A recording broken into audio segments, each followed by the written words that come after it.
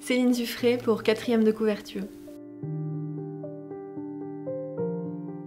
Alors moi voilà, ce qu'on m'a raconté en tout cas quand j'étais petite, c'est que je lisais tout le temps, voilà, on me posait dans un coin et puis on m'entendait plus parce que je lisais.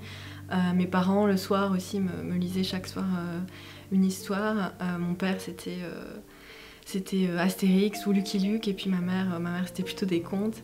Je crois que j'ai un peu de nostalgie de cette époque aussi de lecture où finalement je connaissais pas grand chose, donc c'était de la pure découverte. Je piochais des livres, parfois c'était des bonnes découvertes, d'autres fois j'étais un petit peu déçue. Mais cette innocence un petit peu de pas savoir ce qu'on va lire, ça me manque pas mal.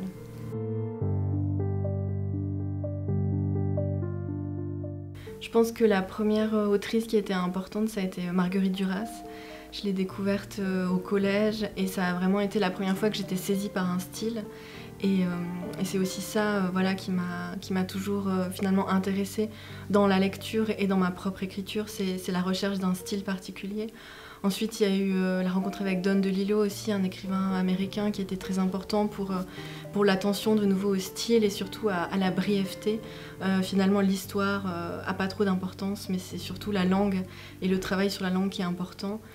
Et finalement, bien sûr, Annie Ernaux, qui a été très importante et qui est toujours importante aujourd'hui pour moi, pour son style très très travaillé, très précis, mais aussi pour les thématiques, voilà, les expériences de femmes et de sa vie qu'elle nous fait partager.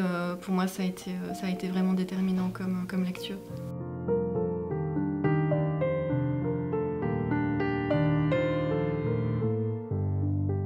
Alors oui, pour moi, les bibliothèques et la recherche de manière générale sont très importantes dans mon écriture.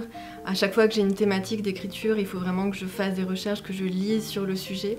Pour moi, les bibliothèques, que ce soit voilà, quand j'habitais en Valais ou quand j'étais à l'université à Fribourg ou maintenant à Lyon, c'est vraiment un lieu en fait de totale liberté et de diversité incroyable. J'ai l'impression qu'en bibliothèque, tout ce qu'on cherche, on peut le trouver.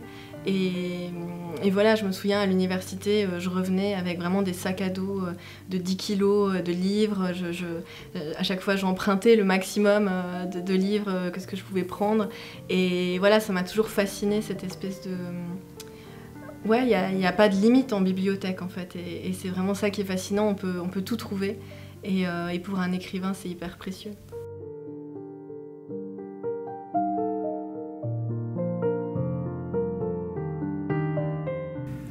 Nitrate, Gallimard, mars 2023.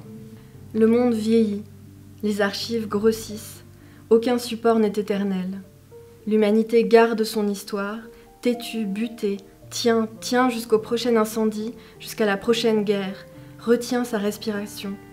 L'expiration et la chaleur des corps menacent les traces de milliers d'années. Impossible d'empêcher la dégradation, comme il est impossible d'empêcher la fertilité. Les contraceptifs ont tous une marge d'erreur. Des dégâts pour le corps, lâcher la mémoire. Le passé, l'ordre des choses est à la reproduction. L'un après l'autre, l'un remplaçant l'autre, l'un sans mémoire de l'autre. Si naïf d'y voir une histoire, d'y voir une évolution.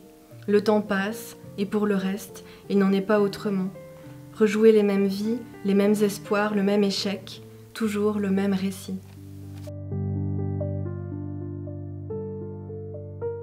Enfermé chez vous, voire confiné, vous faites quoi? Alors, qu'est-ce que j'ai fait pendant le confinement? J'ai quasiment pas pu écrire. C'était une ambiance... voilà, je voyais tous les gens autour de moi qui avaient des travaux, des travails salariés pour qui avoir du temps pour eux et être à la maison, c'était l'opportunité de s'adonner à des loisirs. Moi, j'ai vraiment pas pu écrire parce que j'étais déjà... Pour moi, le travail d'écrivain, c'est déjà d'être confiné. Et j'arrive à écrire parce que en dehors de l'écriture, je peux sortir et faire d'autres choses. Et là, cette ambiance assez angoissante et cette obligation à rester chez moi, ça m'a empêchée d'écrire. Et donc, qu'est-ce que j'ai fait? Je me suis mise à la broderie. Et puis, ouais, je crois que j'ai pris soin de mon mari, il a pris soin de moi, et c'était une occasion un petit peu de se replier sur ce qui était important, et de souffler un petit peu de l'écriture aussi.